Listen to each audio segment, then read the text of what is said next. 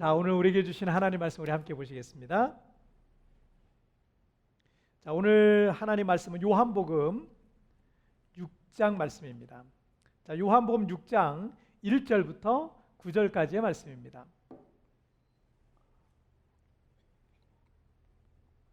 자, 오늘 성경은 신약 성경 네 번째 책 요한복음 6장 1절부터 9절까지의 말씀. 요한복음 6장 1절부터 9절까지의 말씀 우리 다 찾으신 줄 알고 우리 한 절씩 교독할 때 제가 1절 말씀 먼저 봉독해 올리겠습니다. 그 후에 예수께서 디베랴의 갈릴리 바다 건너편으로 가시매 따르니 이는 병자들에게 행하시는 표적을 보았습니다. 예수께서 산에 오르사 제자들과 함께 거기에 앉으시니 마침 유대인의 명절인 유월절이 가까운지라 예수께서 눈을 들어 큰 무리가 자기에게로 오는 것을 보시고 빌립에게 이르시되 우리가 어디서 떡을 사서 이 사람들을 먹이겠느냐 하시니 이렇게 말씀하심은 신이 어떻게 하실지를 아시고 빌립을 시험하고자 하심이라. 빌립이 대답하되 각 사람으로 조금씩 받게 할지라도 200데나리온의 떡이 부족하리이다. 제자 중 하나 곧 시몬 베드로의 형제 안드레가 예수께 여짜오되 다 같이요. 여기 한 아이가 있어 보리떡 5개와 물고기 2마리를 가지고 있나이다. 그러나 그것이 이 많은 사람에게 얼마나 되겠사옵나이까. 아멘. 자, 오늘 말씀 제목은 Unlimited입니다. Unlimited라는 제목으로 여러분과 우리가 함께 좀 말씀을 좀 나누도록 하겠습니다. 그 세계적인 자동차 브랜드들이에요. 그러니까 BMW라든지 폭스바겐, 아우디, 저거는 뭐 방패는 뭐냐? 포르쉐, 그 다음에 벤츠, 뭐 이런 세계적인 명차들인데 이 국적이 어딘지 아세요? 이 나라들, 이 자동차 브랜드 국적이 어딘지 아세요? 다 독일이에요. 다 독일. 다 독일이에요. 이 세계적인 명차 대열에 브랜드 하나만 들어가도 뭐 이거 뭐 대단한 것이라고 생각이 되는데 이 자동차 브랜드들이 모두 다 메드 인 젊은이에요. 모두 다 독일인 거예요. 모두 다. 독일이 이렇게 자동차 왕국이 될 수 있었던 원인이 여러 가지가 있겠지만 그 중에 하나가 무제한 자동차 전용 도로라고 하는 이 아우토반 때문이라 그래요. 아우토반이 처음 건설되던 1930년대만 해도 독일에는요 자동차가 별로 없었대요. 거리를 다니는 자동차가 그렇게 많지 않았을 때였다고 합니다. 하지만 이런 이 독일 전역으로 이 아우토반이 뚫렸어요. 독일 전역으로 아우토반이 뚫렸는데 이 전용 도로가 있으니까 거기를 달려야 성능 좋은 자동차들을 만들어내기 시작했던 거예요. 지금까지 이 아우토반에서 기록된 이 자동차 최고 속도가 1938년 벤츠가 기록한 432km였다 그래요. 시속 432km, 뭐 엄청나게 빠른 속도죠. 지금부터 이게 80년 전에 기록한 속도예요. 1930년대니까 이것만으로도 사실 믿어지지 않는 그런 대단한 속도인데 지금은 자동차 성능이 좋아져서 더 빨리 달릴 수 있겠지만 굳이 뭐 그런 기록을 남기지는 않는 것 같습니다. 하지만 지금도 이 성능 좋은 차량을 갖고 있는 일반인들이 이 아우토반을 300km 정도 속도로 막 달리고 있다 그래요. 우리나라에서 출시되는 차들은 300km까지는 안 나옵니다. 보통 220, 240 이 정도까지 나와요. 그런데 이 독일에서는 300km까지 나오는 차들이 막 출시돼요. 그래서 이 아우토반에 300km로 막 달리는 차들이 있습니다. 우리나라 도로에서는 상상도 할 수 없는 그런 속도다라고 할 수 있겠죠. 이 아우토반에서 속도의 한계가 없다고 하니까 이전에 한계라고 생각했던 한계들이 깨질 수 있는 거예요. 그 전에 한계라고 생각했던 것들이 깨지는 거예요. 그렇다면 여러분 이렇게 생각하면 어때요? 우리 인생에도 한계가 없다. 아우토반처럼 속도 한계가 무제한이다 라고 할 때 우리 인생에도 한계가 없다라고 믿고 생각하는 사람들에게는요 그 한계는 그 사람에게 계속 깨지기 시작할 거예요. 할렐루야. 여러분 빌립보서 4장 13절 말씀 내게 능력 주시는 자 안에서 내가 모든 것을 할 수 있느니라. 할렐루야. 우리가 참 좋아하는 성경 구절입니다. Unlimited라는 말은 오늘 그 말씀 제목인데 이 영어 단어는요 한계가 없다는 의미예요. 한계가 없다는 의미. 우리 그리스도인들은 이런 믿음으로 살아가는 겁니다. 우리는 한계 속에 갇혀 살아가는 연약한 인간일 뿐이지만 우리를 사랑하시고 우리와 함께 하시고 우리를 도우실 하나님 안에서는 여러분 한계를 돌파하며 살아갈 수가 있는 것입니다. 그런 믿음을 갖고 있는 이들에게는 한계라고 생각했던 그것이 매일 깨지는 거예요. 할렐루야. 자, 첫 번째 주제 한번 보실게요. 첫 번째 함께 읽겠습니다. 시작. 계산으로 인생을 낭비 말라. 다시 한번 시작. 계산으로 인생을 낭비 말라. 예수님께서 제자들과 함께 배를 타고 갈릴리 호수 건너편으로 가셨는데 수많은 사람들이 도보를 이용해서 호수를 그 갈릴리 호수를 뺑 돌아서 달려왔어요. 예수님이 가시는 쪽이 저쪽 건너편인 것 같으니까 열심히 달려서 예수님이 계신 먼저 도착하신 그 산과 들이 있는 곳까지 사람들이 몰려왔습니다. 예수님께서는 그들 중에 병든 자를 불쌍히 여기시면서 치료해 주셨어요. 그리고 말씀도 전해 주시고요. 그런데 그러다 보니까 이미 날이 저물어서 어둑어둑해졌습니다. 제자들은 예수님께 날이 이미 어두워져 가고 있으니 이제 모두들 다 저녁 먹을 시간도 됐고 배도 고프고 그러니 이제 사람들을 마을로 돌려보내서 사람들이 거기서 잠을 자든 뭐 식사를 하든 이렇게 할 수 있도록 하는 게 좋겠다고 예수님께 제안을 드렸어요. 자, 그리고 5절 말씀이에요. 자, 오늘 본문 5절 읽겠습니다. 시작. 예수께서 눈을 들어 큰 무리가 자기에게로 오는 것을 보시고 빌립에게 이르시되 우리가 어디서 떡을 사서 이 사람들을 먹이겠느냐 하시니, 예수님께서는 제자들 중에 빌립에게 우리가 어디서 떡을 사서 이 많은 사람들에게 먹일 수 있겠느냐라고 물으셨습니다. 6절 말씀을 나중에 보니까 예수님께서는 빌립을 포함한 제자들이 무슨 생각을 갖고 있는지 이미 말씀을 하시기 전에, 빌립에게 그런 질문하시기 전에 이미 예수님은 이미 알고 계셨어요. 빌립이 무슨 말을 할지도 이미 알고 계셨는데 빌립에게 그런 질문을 하셨어요. 자, 여러분 7절 말씀을 보실까요? 7절 시작. 빌립이 대답하되 각 사람으로 조금씩 받게 할지라도 200데나리온의 떡이 부족하리이다. 빌립은 매우 합리적이고 계산적인 그런 사람이었습니다. 예수님은 제자들 중에 가장 이성적인 사람이었던 이 빌립에게 그 질문을 했던 겁니다. 빌립은 그 자리에 이 모인 수천 명 이상의 사람들이 식사를 하기 위해서 얼마나 필요할까? 한 사람당 얼마씩 해가지고 보니까 한 200데나리온 어치의 떡이 필요하다라고 계산이 나왔어요. 1데나리온이면 노동자들의 하루 품삯이라 그래요. 노동자들의 하루 일당인데 200데나리온은 일반 노동자들이 약 8개월의 품삯이라 할 수 있겠습니다. 오늘날로 계산을 하자면 한 2, 3천만 원 정도의 돈이라고 할 수 있겠어요.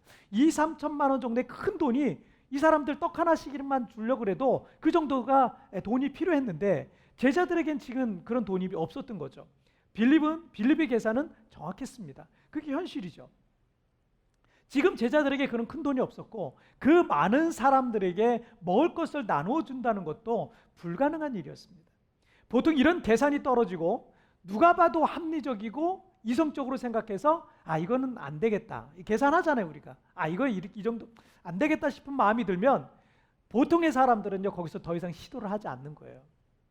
포기하는 게 보통 우리의 모습입니다. 그래서 어떤 사람들은 계산만 해요. 계산만 하다가 결국 아무것도 못합니다. 이건 이래서 안 되고 나는 돈이 없고 나는 배경이 없고 나는 부자 아빠가 없고 나는 학력도 없고 경험도 없고 나는 능력도 없고 나는 뭐도 없고 넌 뭐도 할 수 없고 이런저런 이유들과 조건들과 상황들과 환경들 때문에 계산만 하는 사람은요 아무것도 할 수 없어요. 이들의 특징은 계산이 빠르다는 거예요. 그런데 그렇게 계산하다가 무엇에도 도전하지 않으니까 실패할 일도 없겠죠. 하지만 실패할 일도 없지만 이 사람에겐 성공한 일도 없는 거예요. 이 아시아 이 최대 자산가인 이 알리바바의 마윈은 제가 참 좋아하는 경제인 중에 한 사람이에요. 부자라고 제가 좋아하는 게 아니라 이 사람한테 배울 게 참 많아서 제가 이 사람을 참 좋아해요. 많은 이들에게 이 비즈니스에 영감을 주는 그런 경제적인 부분에 있어서 인플루언서가 아닌가 이런 생각이 들어요. 자, 우리가 알다시피 자수성가의 대표적인 인물이고요. 이 알리바바 창업 10여 년 만에 중국 최대의 회사가 됐어요. 그리고 세계 최고의 부자 중에 한 사람이 되었습니다. 그런데 언젠가 이분이 이런 말을 한 적이 있어요. 세상에서 가장 일하기 힘든 사람은 가난한 사람이다. 이 말을 해서 사람들에게 큰 충격을 준 적이 있었거든요. 자기가 언제부터 부자였다고 가난한 사람들을 무시하나? 뭐 이런 생각이 들 수 있기 때문에 자칫 많은 사람들을 불쾌하게 만들 수 있는 그런 표현이었습니다. 하지만 그 뒤에 말을 들어보면 왜 이런 표현을 썼는지가 이해가 되기도 하는데 이 뒤에 이런 얘기를 했어요. 그들은 자유를 주면 함정이라고 얘기하고 작은 사업을 얘기하면 돈을 별로 못 번다고 얘기하고, 큰 사업을 얘기하면 돈이 없다고 불평하고, 새로운 것을 시도하자고 제안하면 경험이 없다고 변명하고, 전통적인 사업에 대해 제안하면 경쟁이 치열하다며 두려워하고, 새로운 사업 모델을 말하면 다단계라고 몰아가며, 상점을 같이 운영하자고 하면 자유가 없다고 말하고, 새로운 사업을 시작하자 말하면 전문가가 없다고 한다. 그들에게는 공통점이 있다. 희망이 없는 친구들에게 의견 듣기를 좋아해요. 실패한 사람들에게 의견 듣기 좋아하고, 희망이 없는 사람들에게 의견 듣기를 좋아하고, 구글이나 포털 사이트에 물어보는 중에 거기 것만 전적으로 믿어요. 의지해요. 대학교 교수보다 많은 생각을 하지만 장님보다 더 적은 일을 해요. 생각은 엄청나게 많이 하는데 일은 더 적게 하는 거예요. 행동이 액션이 없다는 거죠. 자, 그들에게 물어보라. 무엇을 할 수 있는지. 그들은 대답할 수 없을 것이다. 뭘 할 수 있는지 물어보라는 거예요. 나 할 수 있는 게 없어요. 그리고 마귀는 마지막에 이렇게 말을 맺어요. 가난한 사람들은 공통적인 한 가지 행동 때문에 실패한다. 그들의 인생은 기다리다가 끝이 난다. 비즈니스적인 면에서 성공하지 못하는 사람들의 특징은 계산만 하다가 끝나는 거예요. 주저주저 하다가 기회만 오기만을 기다리다가 결국 실패한다는 거예요. 그들의 인생은 기다리다가 끝이 난다는 거예요. 계산만 하다가 주어진 시간을 흘려버리고 인생을 그렇게 낭비하는 거예요. 하지만 다른 사람에게도 그 시간은 똑같이 주어졌습니다. 똑같이 주어진 시간이에요. 단지 이들은 계산이 빠르지 않은 거예요. 계산을 잘 못하니까 그냥 해보는 거예요. 그냥 시도하고 도전하고 그냥 해보는 거예요. 실패할지라도, 많은 것을 까먹는다 할지라도 그렇게 도전하는 사람들에게 여러분 성공의 기회도 주어지는 거예요. 그래서 때로는 너무 똑똑하고 합리적인 게 믿음 생활에 있어서는 도움이 안 될 때가 많아요. 빌립처럼 너무 계산이 빠르고 똑똑한 분들은요, 교회에 왔다 갔다 하긴 하는데 믿음이 잘 안 자라요. 그분은 다른 사람들보다 책도 많이 보고 아는 것도 많이 있을 수 있고요, 합리적인 생각을 갖고 있을 수도 있어요. 그런데 예를 들어서 목사님이 설교해, 어떤 교회 목사님이 설교를 해요. 설교를 하는데 목사님 저건 이건 이렇고 이렇고 저렇고 믿을 생각은 안 하고요, 그걸 믿고 그대로 해볼 생각은 안 하고 이건 아니고 목사님 좀 잘못 알고 계시는 것 같은데 이렇게만 하고 있으니까 믿음이 안 자라는 거예요. 믿음이 안 자라는 거예요. 그분이 경험이 많긴 해요. 공부를 많이 하긴 하셨어요. 근데 계속 교회 와서 그렇게만 앉아 있으니까 배울 게 하나도 없는 거예요. 여러분, 요즘 우리 다니엘 기도회를 하잖아요. 강사가 여러 종류의 강사들이 많이 세워져요. 그러다 보면 아주 정말 대단히 은혜를 끼치는 강사도 있고, 어떤 강사는 보면은 은혜를 왜 저렇게 하냐 라고 하는 사람도 있어요. 분명히 있습니다. 여러 강사가 쓰다 보면. 그런데 여러분, 이런 마음을 가져야 돼요. 그 중에 한 가지는 그래도 배울 건 있어요. 그분이 강사로 쓰기까지 뭔가 그분의 인생 속에 하나님 만나주신 거 있을 거 아니에요. 그거 배울 거 한 가지 있는 거예요. 그런 사람은 계속 성장하는 거. 할렐루야. 여러분, 믿음의 시작, 신앙의 시작은 나를 내려놓고 하나님의 뜻을 인정하는 것에부터 믿음이 시작되는 거예요. 인간의 지혜와 경험과 능력, 아무리 많은 경험이 있고 많은 능력을 갖고 있어도 하나님보단 떨어지죠. 하나님보다 못하죠. 하나님보다 많이 모르죠. 그러면 그 전능하신 하나님 앞에 내가 갖고 있었던 모든 것들 내려놓는 것에서부터 믿음 생활이라는 게 시작이 되는 거예요. 열왕기하 5장에 보면 문둥병에 걸린 아람의 군대 장관 나아만에 관한 이야기가 나와요. 그는 하나님의 기적을 일으킨 엘리사 선지자에 대한 소문을 듣고 많은 재물을 가지고 북이스라엘에 와요. 그리고 자신의 병을 고쳐주시기를 부탁을 합니다. 엘리사는 밖에 나와서 나아만을 영접하지도 않은 채로 심부름꾼을 하나 보냅니다. 그리고 요단강에 가서 7번 들어가 목욕하라. 많은 신하들을 데리고 이 나아만 장군이 왔단 말이에요. 그럼에도 불구하고 얼굴 한번 보여주지 않고 요단강에 가서 몸을 7번 목욕하라는 거예요. 나아만은 선지자가 나와서 영접도 안 하고 기껏 치료 방법이라고 제시한다는 것이 요단강에 가서 몸을 7번 씻으라고 하니까 기가 막힌 거예요. 왜냐하면 자기가 있는 고국 아람 땅에는 그 이 요단강보다 훨씬 크고 더 아름답고 더 깨끗하고 훌륭한 그런 강들이 여러 개 있는데 기껏 한다는 얘기가 이 요단강에서 몸 7번 씻으라니 말도 안 된다 이러면서 화가 나가지고 아람으로 돌아가고 있었습니다. 하지만 지혜로운 신하들이 있었어요. 그 지혜로운 신하의 만류로 엘리사 선지자의 말대로 요단강에 가서 몸을 7번 씻었더니 어린아이 살처럼 몸이 깨끗하게 되고 나병이 치료되었다라는 것이 성경에 나와요. 나아만은 아람의 최고 장군이었습니다. 수많은 전쟁에서 승리한 뛰어난 전략가였어요.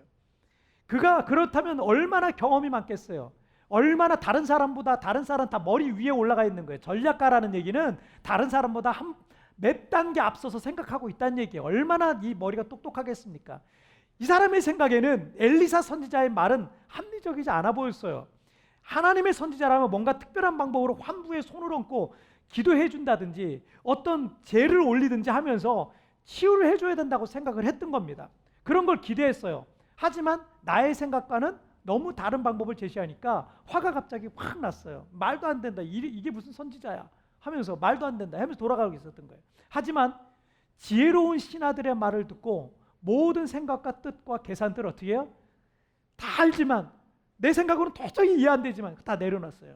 그리고 요단강에 가서 몸을 7번 담궜다 뺐어요. 그랬더니 나병이 깨끗하게 치료됐던 거예요. 할렐루야. 여러분, 예레미야 29장 11절 말씀에 여호와의 말씀이니라 너희를 향한 나의 생각은 내가 아나니 평안이요 재앙이 아니니라 너희 미래에 희망을 주는 것이라 라고 말씀하고 있어요. 하나님의 뜻이 나의 생각과 다르다고 해서 하나님의 뜻이 틀린 게 아니에요. 오히려 지금 나의 생각과 계획과 뜻에 문제가 있을 수 있습니다. 하나님이 틀리신 게 아니라 내가 틀렸을 수 있어요. 내가 틀린 거죠. 때문에 여러분 이것저것 계산만 하면서 주어진 시간을 낭비하고 인생을 낭비하며 살지 마십시오. 오히려 지금의 이런 모든 상황들 속에 하나님의 뜻과 계획이 있음을 여러분 믿으시길 바랍니다. 우리를 향한 하나님의 생각은 재앙이 아니라 평안과 소망인 것입니다. 하나님을 믿어볼까 말까? 그분의 말씀을 믿어볼 만한가? 아닌가? 여러분 계산만 하다가 인생을 낭비하지 마세요. 나만 장군과 같이 그냥 요단강에 몸을 던지듯이 믿음으로 하나님께 여러분의 인생을 맡기십시오. 여러분의 자녀를 한번 맡겨보십시오. 우리의 인생 속에 하나님의 치유가 시작될 겁니다. 하나님이 우리의 자녀들을 고쳐주실 겁니다. 우리의 가정 속에 하나님의 치유가 일어날 줄 믿습니다.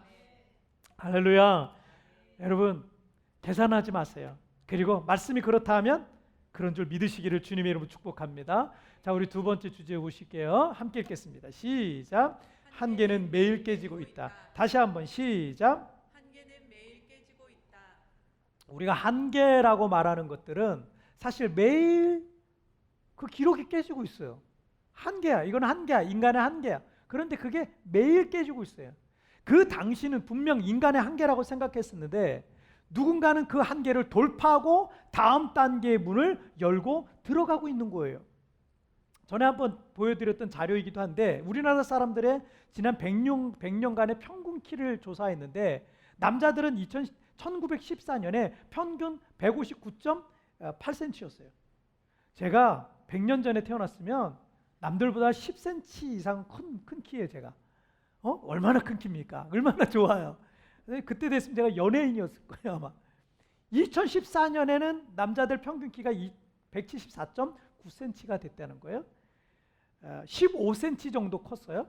자, 여자들의 경우는 142cm였어요. 이게 평균 키가 142cm예요. 142cm고 거기에서 162.3cm로 20cm가 넘게 컸어요. 여자들은 더 컸어요. 지난 100년 동안 우리나라 사람들은요 아시아에서 가장 키가 많이 큰 민족이 됐어요. 여러분 이게 우리나라에 주신 복 중에 하나. 여러분 키 크고 싶다 그러잖아요. 애들도. 아시아에서 가장 키가 많이 큰 민족이 우리 민족이에요. 아마도 경제가 빠르게 성장하고 식단이 좋아져서 그런 것일 수도 있는데 100년 전에 선교사님들의 기록을 보면요 한국 사람들이 일본 사람들보다 크고 중국 사람들보다 크다 그랬어요. 100년 전에 기록도 그래요. 그때 너무나 못 먹고 가난했던 그런 나라였는데도 불구하고 우리나라는 이게 복을 받은 것 같아요. 그래서 그런 부분에서 복을 받아가지고 좀 남들보다 좀 큰 아시아에 있는 극동에 있는 다른 사람보다 좀 큰 키를 갖고 있었다 그래요. 자, 앞으로 얼마가 클지 모르겠어요. 100년 전보다 20cm 컸잖아요. 그럼 앞으로 얼마가 클지 모르겠지만 우리는 100년 동안 조금씩 그렇게 기록이 계속 깨지고 있는 거예요. 자, 우리가 일본의 나라를 빼앗겨서 일제시대를 한참 보내고 있었던 1936년 베를린 올림픽이 열렸는데 독일에서 우리나라의 청년들인 손기정과 남승용 두 사람이 일장기 일본 국기를 가슴에 달고 마라톤에 참여했습니다. 그래서 손기정이 금메달을 따고요 남승용이 동메달을 땄어요. 마라톤에서. 이때 송기정 선수는 2시간 29분 19초로 마라톤 세계 신기록을 세웠어요. 세계 신기록을 세웠어요. 일제의 아픔 속에서 태극기도 달 수 없는, 일장기를 달고 떠야 되는 그런 아픔 속에서 민족의 자긍심을 일깨워준 아주 자랑스러운 역사입니다. 하지만 마라톤 세계 신기록도 지난 80년 동안 계속 깨졌어요. 계속 갱신되어 왔습니다. 2018년, 지금의 세계 신기록 2018년 기록인데 2018년 캠초게라는 선수가, 케냐의 캠초게라는 선수가 2시간 1분 39초로 세계 신기록을 갈아치웠어요. 자, 우리 송기정 선수가 세운 세계 신기록보다 무려 28분 정도를 앞당긴 거예요. 대단하죠. 거의 30분 가까이 앞당긴 거예요. 대단한데 이 대단한 기록이 깨지겠죠 또? 그렇죠? 누군가는 또 이 기록을 깰 겁니다. 우리가 한계라고 생각하지만 그 한계는 누군가에 의해서 매일 깨지고 갱신되고 있다는 것을 여러분 우린 기억하고 있어야 돼요. 자, 오늘 본문 9절 말씀을 한번 보실게요. 함께 읽겠습니다. 시작. 여기 한 아이가 있어 보리떡 5개와 물고기 2마리를 가지고 있나다. 그러나 그것이 이 많은 사람에게 얼마나 되겠사옵나이까. 예수님과 빌립의 대화를 듣고 있었던 베드로의 형제 안드레는 빌립보다는 조금 더 행동적인 사람이었던 것 같습니다. 빌립은 머리로 얼마의 돈이 있어야 이 5천 명의 사람들을 먹일 수 있는지 계산하고 있었다면 안드레는 뭐라도 먹을 걸 찾아왔던 것 같아요. 자, 하지만 이 안드레가 구해온 음식은 어린아이 하나가 내놓은 작은 도시락, 보리떡 5개와 마른 생선 2마리, 오병이어라 그러죠. 그 오병이어뿐이었습니다. 안드레도 잘 알고 있었어요. 그래서 예수님께, 예수님, 그러나 이것이 이 많은 사람들에게 얼마나 되겠습니까? 이 작은 도시락 갖고는 5천 명을 먹일 수는 없을 것 같습니다. 불가능하다는 거죠. 지난 9일 날 다니엘 기도의 강사로 서신 이 김상숙 권사님이란 분이 외국인 노동자를 돕는 홀리 네이션스 선교회를 섬기고 계신데, 일하다가 외국인 노동자, 우리나라 외국인 노동자들을 비롯해서 외국인들이 약 200만 명이 있어요. 인구 5,500만 명 중에서 200만 명이 있어요. 굉장히 많습니다. 이 외국인 노동자들이 우리나라에서 많이 일을 하는데 이분들이 일하다가 다치고 그런데 이 보험 적용이라든가 이런 게 안 돼가지고 이분들이 고치지도 못하고 고생하시는 분들이 굉장히 많은 걸 보고 이 김상숙 권사님이 이 외국인 노동자들 병원비를 대주고 치료해주고 이런 일을 좀 해야 되겠다라고 생각을 하셨던 거예요. 그래서 일하다 다쳐 도움받을 것 없는 이 외국인 노동자들의 병원비와 치료비를 지원하고, 그런 과정에 예수 믿게 되는 사람들 있잖아요. 예수 믿게 되는 사람들이 나중에 신학교까지 가게 되는 거예요. 신학교 갈 때 신학교 학비를 지원하는 그런 일들을 주로 하고 계셨습니다. 매달 수천만 원에 이르는 재정이 필요하대요. 지금도 매달 수천만 원에 이르는 재정이 필요한데 지난 30년 동안 약 50억 원이 넘는 돈을 후원받아서 다 지원했대요. 50억 원이 넘는 돈을 지원했대요. 그리고 지금까지 단 한 번도 부족한 적이 없었대요. 이게 필요한데 그럼 채워지는 거예요. 이런 일을 경험하셨대요. 그런데 이 권사님의 원칙이 있더라고요. 이분의 책에 보면 이 권사님의 원칙이 있는데, 먼저 오병이어를 주님의 손에 올려놓지 않으면서, 그 도시락을 올려놓지 않으면서 주시옵소서라고 아무리 외친다 해도 오병이어의 기적은 일어나지 않는다는 거예요. 이분의 원칙은 뭐냐면, 내가 작은 것 하나 있어요. 도시락밖에 없어요. 그런데 이 작은 오병이어를 주님의 손에 올려놓고 하나님 나머지 채워주세요. 이랬더니 지금까지 다 채워졌다는 거예요. 이게 이분의 원칙이었어요. 그래서 지금까지 이 말씀에 순종하면서 수백 명의 환자들을 치료할 수 있었다라는 간증을 하셨습니다.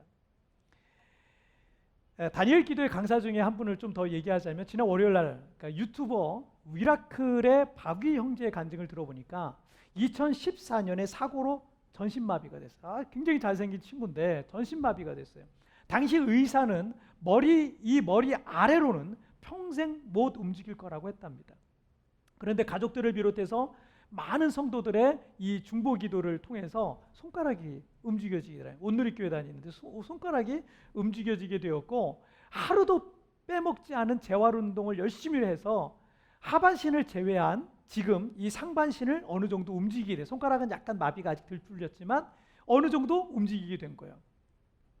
여러분, 그렇지만 이 전도 유망한 이 멋지고 잘생긴 청년에게 이 장애가 얼마나 절망적이었겠어요. 그 몸으로 뭘 할 수 있었겠습니까? 그러던 중에 하나님께서 그에게 자신처럼 어려운 이들을 위로하고 그들에게 희망을 전해주라는 말씀을 받게 됩니다. 그리고 그러면서 유튜버를 시작하게 되었다는 거예요. 그의 유튜버 채널에 보면 지금 그는 혼자 운전도 해요. 상체만 쓰는 거죠. 혼자 휠체어 타고 가서 운전도 하고요. 그리고 다른 거 보니까 스쿠버 다이빙도 하더라고요. 저도 아직 한 번도 못 해봤어요. 세부에 살면서 아직 한 번도 못 해봤는데 스쿠버 다이빙도 해요. 스쿠버 다이빙도 하고 그리고 심지어는요 경비행기 운전에도 도전하더라고요. 경비행기 운전을 도전해요. 박위 형제에게 장애인으로서의 한계는 없는 거예요. 그가 1년여 전에 올린 1분 30초짜리 짧은 영상이 그 유튜브에 있는데 그 엔딩 장면에 이런 내용이 있어서 제가 마음에 참 와닿았어요. 당신의 생각을 제한하는 것이 장애입니다. 빌립은 계산기만 두드리고 있을 때 안드레는 그래도 뭐라도 해보려고 이리저리 음식을 구하러 다니면서 작은 소년이 건네진 오병이어를 예수님께 가지고 와서 하지만 이 적은 오병이어가 얼마나 되겠습니까? 5,000명을 먹이기에는 터무니없습니다. 너무 부족합니다. 불가능합니다. 라고 말하고 있는 거죠. 그런데 여러분 박위 형제의 말과 같이 몸이 어디 불편한 것이 장애가 아니라 우리의 생각을 제한하는 것 자체가 장애라는 거예요. 그때부터 우리는 자꾸 한계에 부딪히는 겁니다. 나는 이래서 안 되고 나는 뭐 저래서 안 되고 불가능하고 돈이 없고 자본이 없고 도전할 수 없고 그렇게 마음의 장애를 갖고 있으면 아무것도 할 수 없는 겁니다. 올해 코로나19 팬데믹은 우리 모두에게 시련과 고난의 시간을 좀 주고 있습니다. 한국 교회도 지금 너무 어렵다고 하는데 약 90% 정도의 80-90% 정도의 성도들이 철수한 이 필리핀 이민교회는 어떻겠습니까? 다시 오고 싶어도 우리 성도들이 올 수가 없어요. 언제부터 괜찮아질 것이라는 어떤 희망적인 전망도 아직 없습니다. 그러면 여기 교회가 부흥할 가망성이 별로 없으니까 저 같은 사람은 짐 싸서 한국으로 가야 되겠습니까? 분명 어려운 거 맞습니다. 어쩌면 안드레가 이게 얼마나 되겠습니까? 이런 상황에서 뭘 할 수 있겠습니까? 라고 말했던 것처럼 절망적일 수 있어요. 요즘 식당을 가든 카페를 가든 그렇게 많던 한인들 여러분 얼굴 보기 힘들어요. 하지만 아직 이 땅에는 여전히 구원받아야 될 많은 영혼이 있습니다. 코로나 이전에는 교회에 몰려오던 많은 성도들을 돌보느라 바빠서 제가 불신자들에게 관심을 많이 못 가졌는데 하나님께서 이제 저에게 그들을 향해 자꾸 눈을 돌리게 하시더라고요.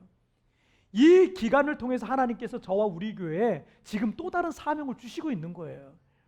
지금 여러분의 현실은 암담하고 내일이 보이지 않는 생활을 겨우겨우 이어가고 있을지 모릅니다. 이 상황에 뭘 할 수 있을까? 오병이어처럼 나는 보잘것없는 이런 조건을 갖고 있는데 이 상황에서 뭘 할 수 있을까? 내 형편없는 능력과 자본을 갖고 뭘 할 수 있을까라는 생각이 들 수 있을 것입니다. 여러분 근데 골리앗을 쓰러뜨린 것은 대단한 게 아니었어요. 물맷돌 하나. 그거 하나였어요. 여러분 우리에게 한계라고 보이는 것들은 매일 누군가에 의해서 깨지고 갱신되어 가고 있습니다.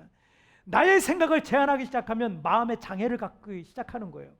그러나 그 생각을 깨트리고 그 마음의 장애를 깨트리고 믿음의 눈을 들어서 전능하신 하나님, 우리에게 모든 것을 가능하게 하실 하나님을 신뢰하며 살아가는 사람들에게는 어떤 한계도 없는 줄 여러분 믿으시길 바랍니다.